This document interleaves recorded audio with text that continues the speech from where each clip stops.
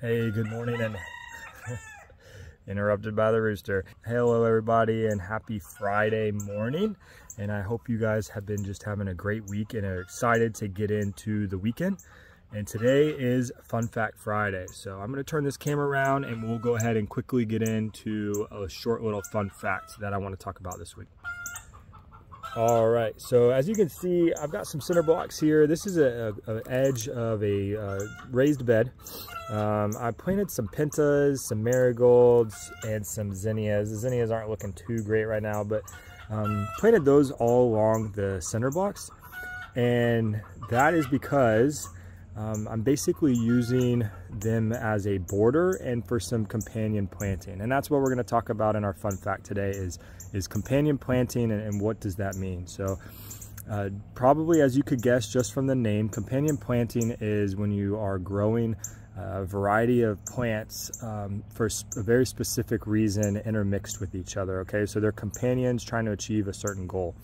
So normally I would be growing something for food in here, like a zucchini or maybe some kale or anything along those lines. Right now it's just filled with Biden's alba because I haven't replanted this bed, and I'm just giving all the bees just a bunch of food.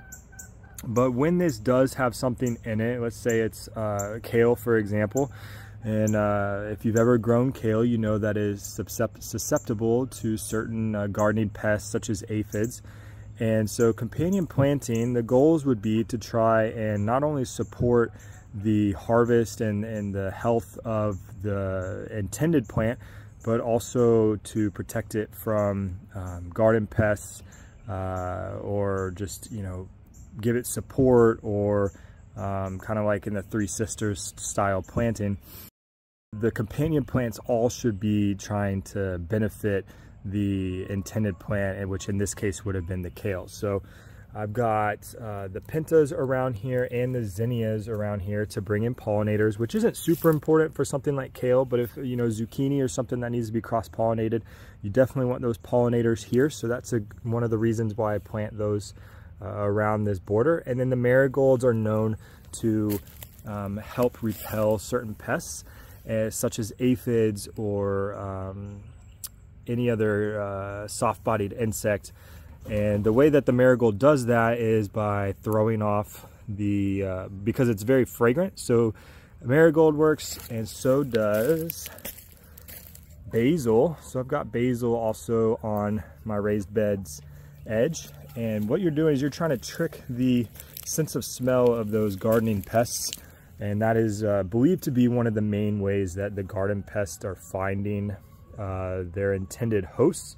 So by tricking them with certain smelling things like pennyroyal or mint or oregano or anything that's super fragrant, you can help deter them from your garden.